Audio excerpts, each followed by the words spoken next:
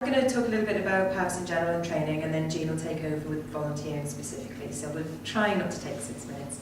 PAVS can support voluntary and community groups in Pembrokeshire. That can include the groups that support carers, the carer support groups themselves, and volunteers of those groups too, and to some extent carers themselves. The services we have available range from development support, for example policies, constitutions, trustee training, through to things like funding searches and the volunteering department, as Jean will talk about later. In the training department specifically, we did offer some training for carers through a previous project, but we don't offer training specifically for individuals or carers as such, but carers are more than welcome to come on any of our courses. Most of the courses are tailored towards voluntary and community groups, so obviously some of them might be only of interest if they're actually involved in a support group or a small voluntary organisation, something like that.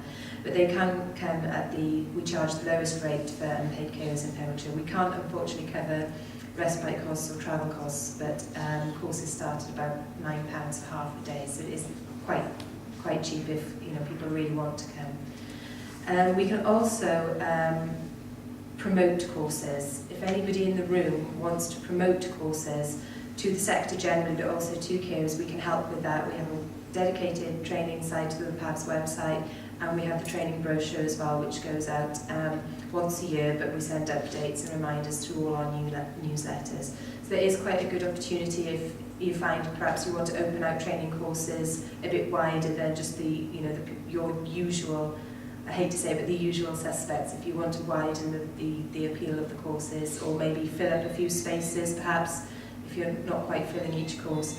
So I forgot to say my name, sorry, I'm Louise Wilkinson, I'm the training officer at PAVS. I'm so concerned with this silly thing. And as Nicole said earlier, I am involved in a project called Communities 2.0, which helps groups and individuals to a certain extent in the most deprived areas of Pembrokeshire we're calling it digital inclusion, but it's basically support with IT, technology, websites, even getting people onto a computer perhaps in the first instance. But as I say, those are only certain areas in Pembrokeshire, unfortunately, due to the funding. But if anyone knows of a group that might be interested, or some individuals maybe that need some support in some way, come and talk to me later and I can tell you if we're able to help those people. Under that scheme though, we are also able to help social enterprises in Pembrokeshire. I know there was some talk a little while ago about perhaps some carers groups starting up their own cooperatives or something like that, so it could be they fall under those banners. Like I say, just come and talk to me later, or take some of the information away with you and give us a call. Jean? Next. It's like the live final of something, isn't it? I'm one of these in Europe. I'm Jean Morris, and I'm the volunteering officer at PAVS. Work very closely with Louise on the training team. The Volunteer Centre in PAVS has about 400 opportunities currently, just over I think, with about 200 different groups. So the variety of opportunities we have is vast. They include all sorts of different categories: environmental work, caring, befriending, youth work, you can do media stuff, local radio, that sort of thing, admin, IT, all sorts of different things. So basically it's a wonderful opportunity for people to build skills on an individual basis, obviously. We do see people individually. We don't just sort of say, right, that group needs somebody to do something, let's go and put you there. We try and match people with their needs, their requirements, and obviously the group's needs.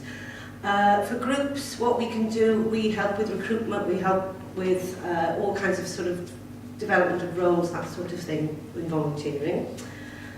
Why volunteer? That's one of the things we always sort of try and plug. Why do it? Work experience, opportunities to get out and meet people, developing skills, developing your interests. You can get training as a volunteer, as Louise has just talked about. If you are affiliated with a group, then you get to access the sort of the training bonuses and things like that we can provide. My particular role deals heavily with young volunteers, and by young I mean 16 to 25, which this is sort of aimed at young volunteers, though I don't know how young some of these people are here. But 16 to 25-year-olds can register on the Millennium Volunteer Scheme. And if you're a carer and you're 16 to 25 and a Millennium Volunteer, they can actually provide, they can pay expenses, which can include care. So if you are a young person and you have either childcare costs or care responsibilities for an older person, then the scheme can cover those sort of costs. So it is, you know, it's a good opportunity for young volunteers to get their expenses covered.